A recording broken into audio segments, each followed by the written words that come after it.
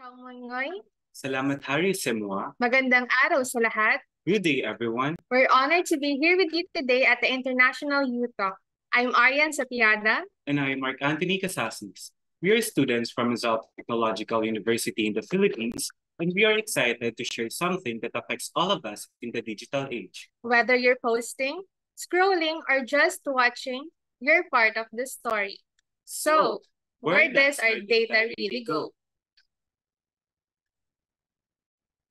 You know what? The trivia about big data is that it emerged in the mid-90s and traditionally characterized by the amount of data contained, such as terabytes, petabytes, exabytes, or even zettabytes. Some improvements for the mid-20s. And now with cloud storage, everything's faster, smarter, and more accessible. For us youth, it's a game changer. Whether you're into tech, content, or just curious, knowing how data works open up a tons of opportunities. So let's keep exploring and riding this digital wave. Big data is not just about a quantity of data, also a combination of structured and semi-structured data that requires collecting and analyzing. I know some companies here in the Philippines who excels in big data utilization. Are you familiar with Maya, formerly known as PayMaya? This company employs big data to enhance customer experiences and streamline their financial services. It's also about how fast it's created and how many different types of data are included. You know, as early of 2025, there are over of 90.8 million here in the Philippines active social media users nationwide, with the average users engaging with nearly 7 platforms monthly. So imagine the sheer volume of every Instagram story, YouTube like, TikTok scroller, even Google sign-ups or login, all of that sign-ups to big data. So, where does our data actually go? First, it is stored, sometimes across the world. Actually, to make everyone aware of how companies like Facebook, Instagram manage huge amounts of data, these companies adopt ingestion. So as they work to personalize data users or FB users feed, this wouldn't be able to keep up with the billions of interactions happening every second. Building algorithms that decide what to see next, ads, videos, even friends posts. This unseen system quietly guide our clicks, shape our moods, and influence what we believe to be true. And more we engage, the more they predict what keeps us hooked. And yes, sometimes it is shared or sold without approving. Exactly, Mark. So now they knew the process of continuously collecting all the raw information the data. Let's look to some familiar examples. We definitely love and enjoy using Facebook, TikTok, Instagram, and Google as our source of good mood that makes my day my story. So these platforms, through their seamless operation, allow us to effortlessly connect and keeps us informed and entertained with our needs. That's true, Arian. These aren't just theories. Actually, these are real-world examples where social media data had age impact. Let's look some well-known cases that can show how our data can be used and sometimes misused in ways affect our privacy and influence our choices without us knowing. Facebook, for instance, has allegedly faced multiple privacy scandals, like giving access to companies without permission. And according to Cambridge Analytica, a data analytics firm, illegally collected data from approximately 87 million Facebook users through a personalized feed app. As well as Instagram can track what you look at even if you don't interact with it. Actually, they learn to know our interests, habits, and suggest content based on what holds your interest attentions the longest.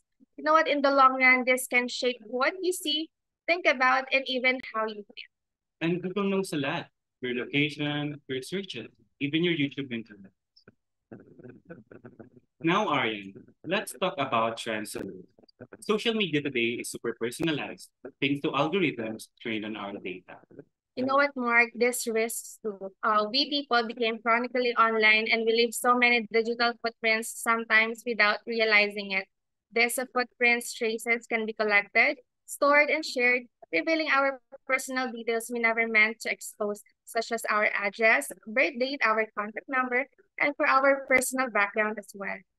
Even your face and someone else's story can be used for facial recognition, turning a simple photo into data that could be tracked, analyzed, or even misused without you knowing. I definitely agree. That's why understanding this risk matters, especially for us, the digital generation. I think Mark will agree that we spend so much of our time online sharing, searching, and scrolling without knowing how our data is used. And we become vulnerable to privacy loss, even identity theft. So think twice to protect your data on device. What do you think is the great part, Mark? We're not powerless. Exactly, Aryan. We can choose apps that respect our data, like WhatsApp for messaging or Google Chrome for browsing, just by being smart settings and privacy choices. That's right. We can protect ourselves with things by using different platforms who prioritize strong privacy settings. It's also important to us users that we review app permissions, avoid oversharing personal details, and use two-factor authentication. So these small steps helps reduce the chances of data misuse and keeps us online presence safer, smarter, and more secure overall. Most importantly, we can learn our rights, like how to delete or download our data under laws like the GDPR, otherwise known as the General Data Protection Regulation. Exactly. That's really important point. Knowing your rights, especially about your own information online is important. It means that you get to decide what happens to your personal details. It's like having a remote control of your digital life, like letting you erase things you don't want and keep a copy as your backup. You know what? In our generation, young people are not just using technology. We're definitely shaping it, building incredible digital tools that directly solve problems, create inspiring new spaces such as online communities or pages for social good, or for shared passion that connects with people in ways we never imagined. Absolutely, Aryan. And what's even more exciting is how some young innovators nowadays are getting open source social platforms where users have full control over their own data. It's a powerful shift, putting privacy and ownership back into the hands of the people and challenging the way big tech operates. It's not just about using tech anymore. It's about reimagining it for a more ethical and inclusive future. Definitely, different ages are even starting their own companies. What do you think is their main goal? It's to collect and completely honest about how they use our information and make sure that everyone uses data in fair and right way. And without realizing, they are now aiming to rebuild trust, empower users, and promote ethical use of data. We're not just the future of tech, we're shaping its direction. So here comes our final message. We are not just passive users. We are the data. And with that comes responsibility and the chance to lead change. So let's stay curious, stay informed, and use our creativity. Once again, I'm Arian Satyada. And I'm Mark Anthony Casasis. Let's Let's make make data data ethics ethics cool. cool.